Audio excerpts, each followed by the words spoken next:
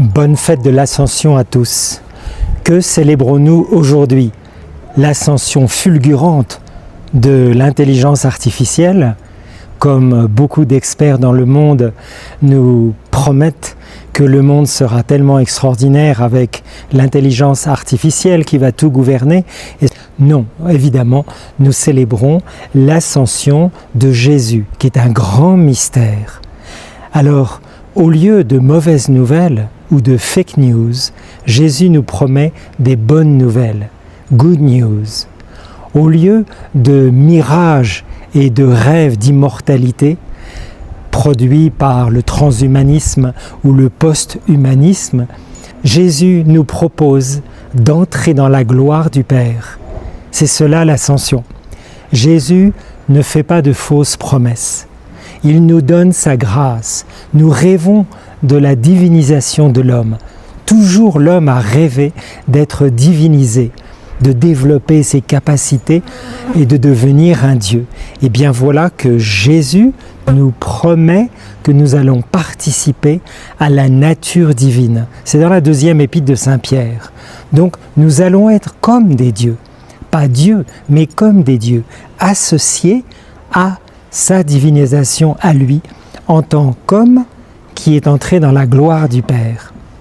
Alors, pendant 40 jours, eh bien, Jésus, par miséricorde, est apparu de multiples fois. Mais maintenant, comment comprendre cette ascension? Parce que la question se pose. Si Jésus, le jour de la résurrection, est déjà ressuscité, il est déjà glorifié, mais alors, quelle est la nature de l'ascension? Comment peut-il y avoir un mouvement local, dirait saint Thomas d'Aquin, alors que Jésus est dans la gloire? Il faut comprendre que Jésus a deux natures. Il est Dieu, le Verbe de Dieu, mais il a assumé une nature d'homme. Et c'est cette nature d'homme qui va entrer dans la gloire, comme par un mouvement. Mais Jésus, en tant qu'il est le Verbe de Dieu, ne peut bien sûr pas changer. Il est le Fils de Dieu éternel, consubstantiel au Père. Donc c'est notre nature humaine qui entre dans la gloire que nous célébrons surtout par ce mystère de l'Ascension.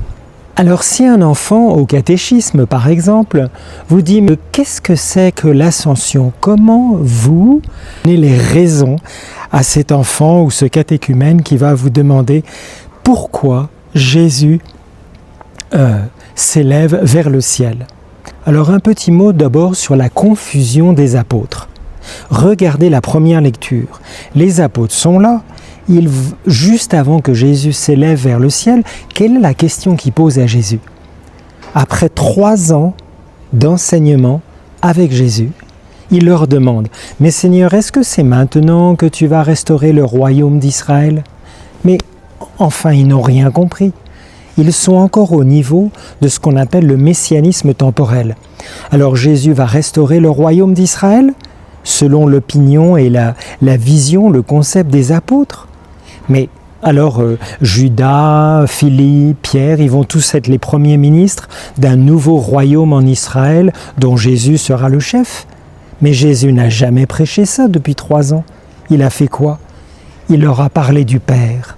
Il leur a tout le temps parlé du Père. Dans toutes les pages de l'évangile de Jean, on voit qu'on est attiré vers le Père. C'est là que Jésus veut nous entraîner. Jésus ne veut pas établir un royaume sur la terre.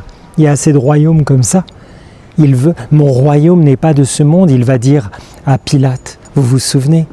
Alors, pour clarifier la confusion des disciples, Jésus leur dit carrément « Il est bon pour vous que je m'en aille. Si je ne m'en vais pas, l'Esprit Saint, le Paraclet ne viendra pas sur vous. » Vous voyez que Jésus va les introduire dans son royaume, dans la foi, dans l'espérance et bien sûr dans son amour. Jésus, par le mystère de l'Ascension, il fait quoi? Il nous détache. Ah, on n'aime pas être détaché des choses de la terre, on s'attache comme Marie-Madeleine. Vous voyez ce que Jésus a dit à Marie-Madeleine le jour de la résurrection? Ne me touche pas. Alors qu'une semaine avant, il avait permis à Marie-Madeleine de répandre le parfum sur ses pieds, d'embrasser ses pieds, de sécher ses pieds avec ses cheveux. Mais là, une semaine plus tard, au moment de la résurrection, il dit « Ne me touche pas ». Ah, drôle de purification pour Marie-Madeleine. Et il dit « Je ne suis pas encore monté vers mon Père ». Donc il envoie Marie-Madeleine dire aux apôtres que, voilà, il va monter auprès du Père, il est ressuscité. Et c'est là qu'il faut que les apôtres désormais, que la Vierge Marie, que Marie-Madeleine cherchent Jésus auprès du Père, pour qu'on contemple cette consubstantialité de Jésus comme Fils de Dieu, le Verbe de Dieu, avec le Père. Et que désormais nos yeux soient sur les réalités d'en haut. Jésus dit « Je m'en vais vers votre Dieu et mon Dieu, vers votre Père et mon Père ». Alors la question aussi c'est, est-ce que Jésus monte tout seul au ciel? Alors vous allez dire, oui, nous on reste sur la terre. Eh bien non, pas complètement. Parce que Jésus est la tête du corps de l'Église. Ne sommes-nous pas membres du corps mystique du Christ par la grâce du baptême? Eh bien si. Donc, comme dit saint Augustin, même si la tête, d'une manière visible, entre dans la gloire de Dieu, parce que Jésus est glorifié, nous y entrons aussi, mais en espérance. Jésus n'a-t-il pas dit, dans le chapitre 14, « Je m'en vais vous préparer une place pour que là où je suis, vous aussi vous soyez ». Mais quelle bonne nouvelle! Et puis dans le chapitre 17, dans la grande prière avant d'aller à Gethsémani, Jésus dit à son Père, il prie son Père devant les disciples en disant « Père, donne-leur, donne-moi la gloire que j'avais auprès de toi avant que le monde fût. » Et il demande cette gloire pour ses disciples dans cette grande prière. Il veut tellement nous associer à cette gloire. Jamais l'intelligence artificielle ou la technologie ne pourra nous donner cette joie et cette espérance.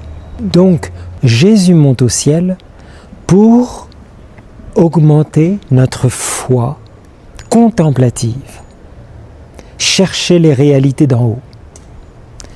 Ensuite, deuxième raison, c'est pour fortifier notre espérance. Là où est ton cœur, là sera ton trésor. Je m'en vais vous préparer une place. Ensuite, pour attirer nos âmes vers le Père, pour augmenter donc la ferveur de la charité. Parce que la foi et l'espérance sont comme les deux ailes qui vont nous monter jusqu'à la porte du ciel. Mais seule la charité nous fait entrer au ciel. Au ciel, il n'y aura plus de foi et plus d'espérance. Il n'y a que la charité.